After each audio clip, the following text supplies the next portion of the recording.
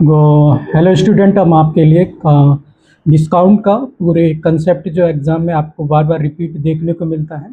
तो डिस्काउंट मतलब डिस्काउंट के आज हम कुछ इम्पोर्टेंट कंसेप्ट देखेंगे जो हर एक एग्ज़ाम के लिए इम्पोर्टेंट हैं और ये आपके लिए तैयार किया गया है। इसके बारे में हम जानेंगे।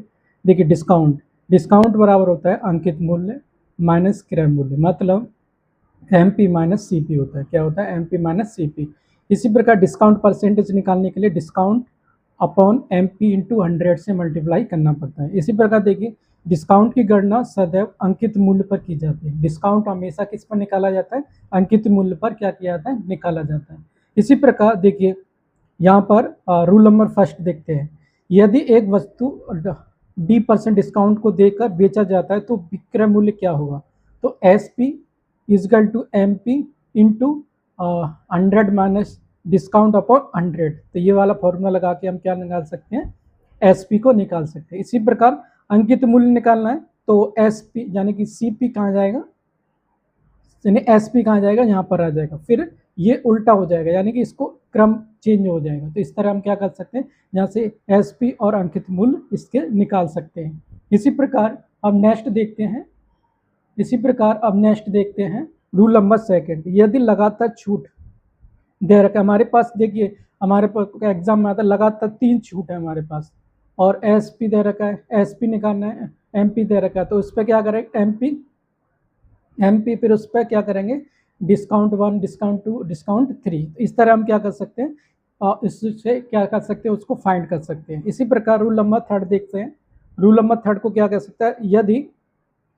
यदि देखिए D1 D2 लगातार 3 वट्टा है तो समतुल वट्टा क्या होगा? यानी कि 3 डिस्काउंट हमें लगातार देता है। तो उसके लिए निकालने के लिए आपको ये क्या करना है? 100 में से D1 D2 D2 3 को क्या करना है? फिर 100 से मल्टीप्लाई करके इसको हम क्या कर देंगे? आसान तरीके से निकाल देंगे। इसी प्रकार 2 लगातार छूट वट्टे वाला आता है तो इसमें भी क्या करते हैं? D1 D2 minus D1 D2 upon 100 को इस वाले फॉर्मूले से आप आसानी से क्या कर सकते हैं? निकाल सकते हैं। इसी प्रकार हम देखते हैं, इसी प्रकार यहाँ पर हमारा ये रूल नंबर 5 देखते हैं। यदि वस्तु के अंकित मूल्य डी डिस्काउंट परसेंट देने के बाद भी विक्रेता को R% का लाभ होता है तो क्या फॉर्मूला लगाना है? तो इसमें लगा सकते हैं एम पी अपॉन क्रय मूल्य और R प्लस यानी 100 प्लस R और 100 माइनस डिस्काउंट। तो इस तरह से हम क्या कर सकते हैं? इसको निकाल सकते हैं। यदि R पर हानि होती है, इस पर जो लाभ वाला R पर लाभ, हानि वाला भी क्या करना है? इसको जैसे एम पी अपॉन क्रय मूल्य और इसमें दोनों में क्या लग जाएगा?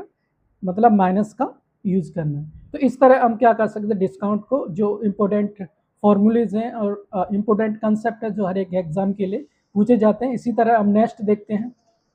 नेक्स्ट कंसेप्ट क्या कहता है हमारे पास? नेक्स्ट कंसेप्ट को हम पढ़ते हैं। हमारे पास नेक्स्ट रूल नंबर 6 है।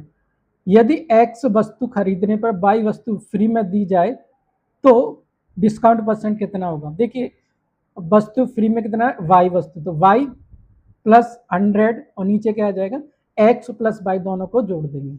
इस तरह हम क्या कर सकते हैं? जो फ्री वाली वस्तु का जो है पूछा जाता है एग्जाम में, उस तरह हम क्या कर सकते हैं? निकाल सकते हैं। वाई प्लस 100 और एक्स प्लस दोनों वाई को क्या कर देंगे? जोड़ देंगे।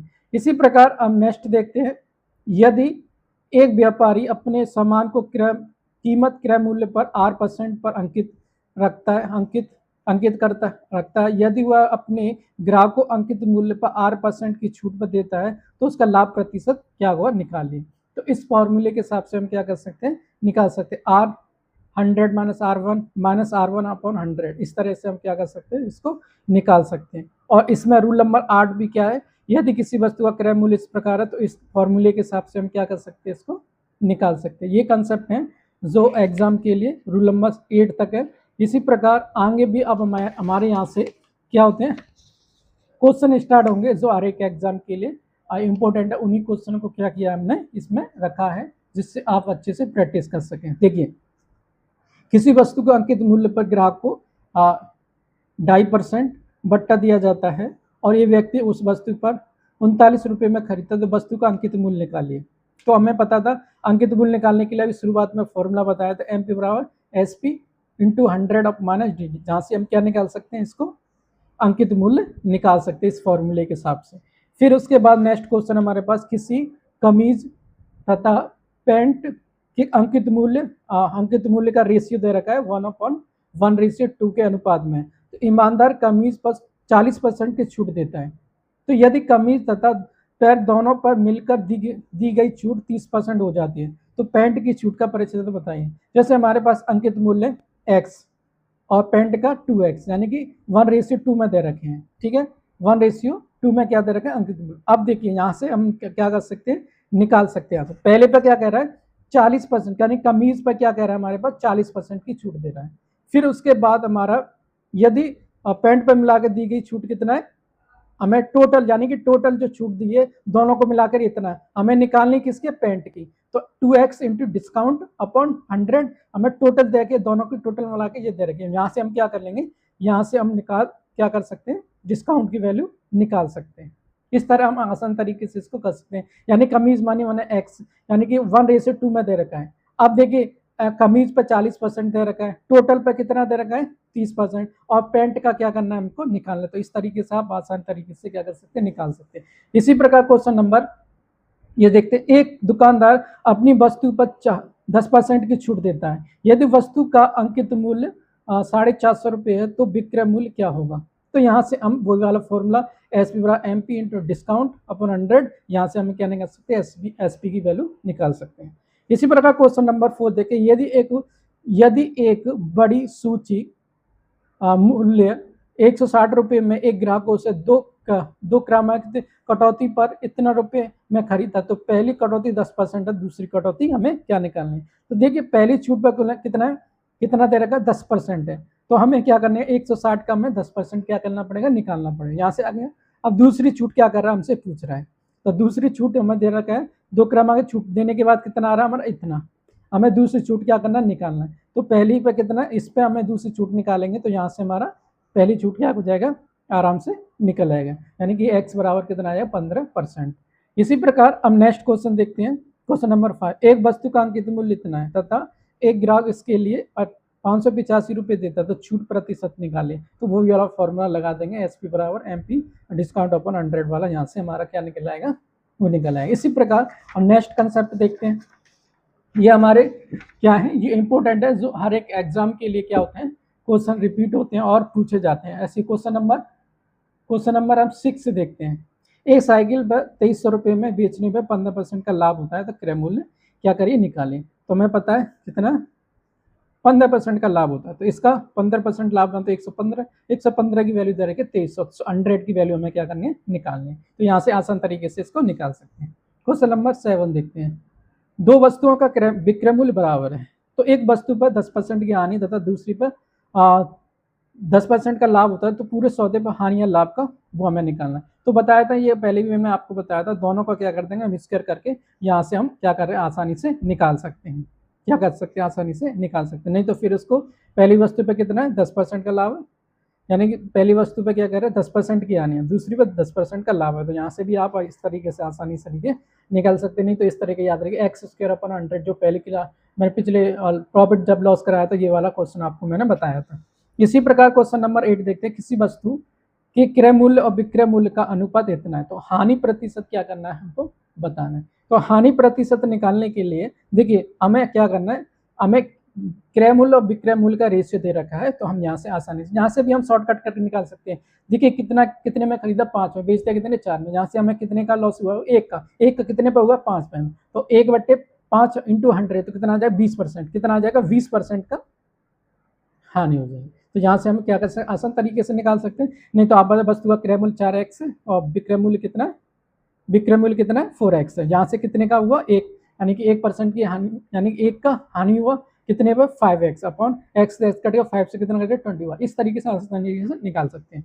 इसी प्रकार क्वेश्चन नंबर 9 देख सकते हैं। एक दुकानदार के छपे क्रय मूल्य पर 10% की छूट के बाद वस्तु को बेचने पर 12% का लाभ अर्जित होता है। वस्तु के क्रय मूल्य तथा उसके छपे हुए मूल्य का अनुपात क्या होगा। देखिए यहाँ पर कह रहा है, एक दुकानदार ने छपे मूल्य पर 10% की छूट दिया और पुस्तक को बेचने में 12% का लाभ अर्जित करता है, तो वस्तु का क्रय मूल्य तथा उस पर छपे मूल्य का अनुपात निकालना। देखिए हमारे पास छपे मूल्य का नाम पता नहीं, तो उसको हम क्या लें x मान लिया। अब क्या कर रहा है x मान लिया, अब क्या कर रहा है, देखिए यहाँ पे 10% की, यानी 10% की छूट x पे 10% की छूट, फिर क्या कह रहा है 12% का लाभ अर्जित होता है। तो यहाँ से हमारा रेशियो क्या आ जाएगा, हम यहाँ से हम आसान तरीके से क्या कर सकते हैं, इस रेशियो को निकाल सकते हैं। तो इसका रेशियो क्या आ जाएगा 45/56 रेशियो आसान तरीके से हम निकाल सकते हैं। नेक्स्ट क्वेश्चन देखते हैं।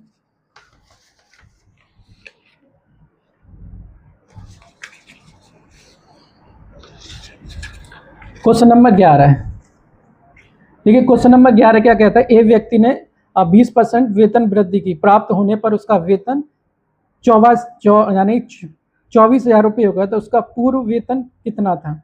तो यहाँ से हम क्या कर रहे हैं 100 यानी कि 20% की वृद्धि है, तो इसका 120% निकालेंगे, यहाँ से हमें 100% की यानी 100 की हमें वैल्यू निकल रही है। इसी प्रकार क्वेश्चन नंबर 12 देखते हैं। एक वस्तु का मूल्य यानी कि हमारे पास 25% कम कर दिया जाए, तब अनुसार यदि उस पर पहले वाले मूल्य द्वारा लागू होने पर कम किया गया तो मूल्य में कितने प्रतिशत की क्या हुई, वृद्धि हुई। अब देखिए यहाँ पर हमें 25% कम कह रहा है, क्या कह रहा है 25% कम।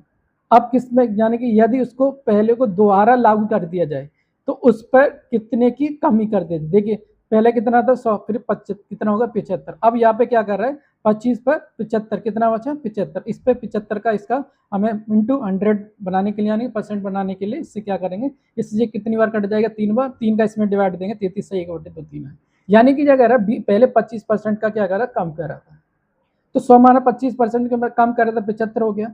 अब पूछ रहा है उसी को द्वारा किया जाए, उसी को द्वारा की बात कर रहे हैं, तो फिर पूछ रहा है कितने की प्रतिशत की वृद्धि हुई। अब यहाँ से हमें निकाले 25% कम था, लेकिन कितना 25% कम कितने में 75 पे, यहाँ से 75 का 25% यानी 75 का 75% इंटू 100 से यहाँ से निकाल लेंगे, जहाँ से हमारा 33 से 1/3 आ जाएगा।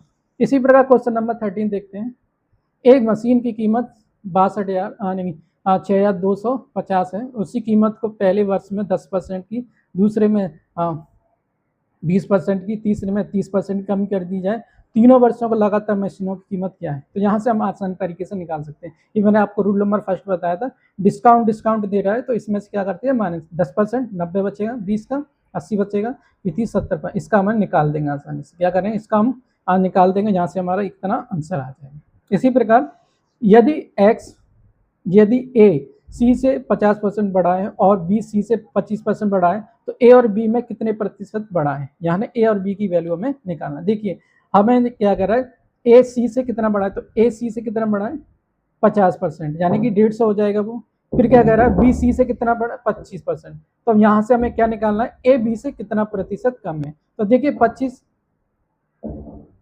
से 25, तो यहाँ से वो कितना अधिक है 25 पे ही, तो और इसका कितना अधिक है, एक 150 से 25 के 125 इंटू, यहाँ से हमें क्या कर लेंगे 20% आंसर आ जाएगा। तो इस तरीके से हम क्या कर सकते हैं, नहीं तो इसके और भी तरीके हैं, इस तरीके से हम उसको क्या कर सकते हैं निकाल सकते हैं। इसी प्रकार क्वेश्चन नंबर 15 देखते हैं। क्वेश्चन नंबर 15 क्या कहता है, एक कॉलेज में 40% छात्रों को ग्रुप में ए में रखा गया, फिर शेष को 75% बी में ग्रुप में रखा, सी को शेष 12 छात्रों को सी में रख दिया, तो ग्रुप के लिए आवेदन करने वाले छात्रों की संख्या क्या है वो निकालनी है।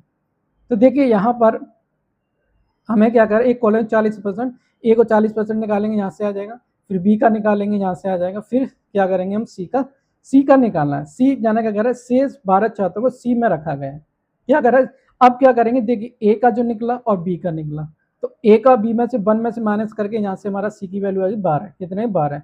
इसी प्रकार हम यहाँ से क्या करेंगे, यहाँ से उसको निकाल। अब पूछ रहा है यहाँ पर आवेदन करने वाले छात्रों की संख्या कितना होगा, वो चीज़ हमें क्या करना है। तो इसी प्रकार देखिए 1 में से इसको माइनस करेंगे, ये आ जाएगा, फिर ये आ जाएगा 12 के बाद। इसी प्रकार इसको 1 में से इसको माइनस करेंगे, ये आ जाएगा, यानी कि यहाँ से जो हमारा वैल्यू आया इसकी 12, इसकी 12 और इसकी 4, तो ये कितना होगा 24। यहाँ से कितना वैल्यू आया हमारे पास, तो इस तरीके से आप क्या कर सकते हैं 20 गुणा 4, यहाँ से हमें क्या निकाल सकते हैं, यहाँ से हम टोटल स्टूडेंट कितना था वो करके निकाल सकते हैं, कितना था 80। इस प्रकार हम क्या कर सकते हैं, इसको निकाल सकते हैं। इसी प्रकार नेक्स्ट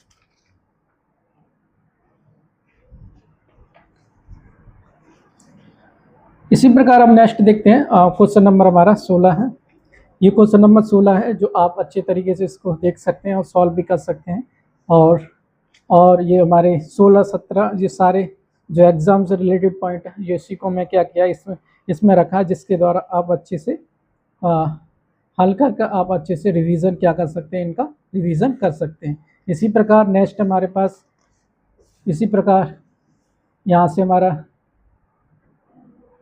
21, ये भी सब जो एग्ज़ाम से रिलेटेड पॉइंट हैं उन्हीं को क्या किया गया हमने इसमें क्या किया रखा है, जिसके द्वारा आप अच्छे से रिवीजन करके अच्छे से सॉल्व करके इनको अच्छे से प्रैक्टिस करके आप तैयारियां कर सकते हैं।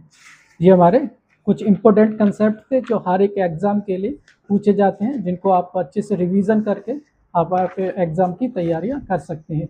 ये हमारा डिस्काउंट परसेंट के कुछ रूल्स और कुछ कंसेप्ट और कुछ क्वेश्चन थे जो बार बार रिपीट होते, बार बार एग्ज़ाम में पूछे जाते हैं। आपको ये वीडियो कैसा लगा हमें ज़रूर कमेंट करें और इस वीडियो को दूसरों से शेयर करें और सब्सक्राइब करना ना भूलें।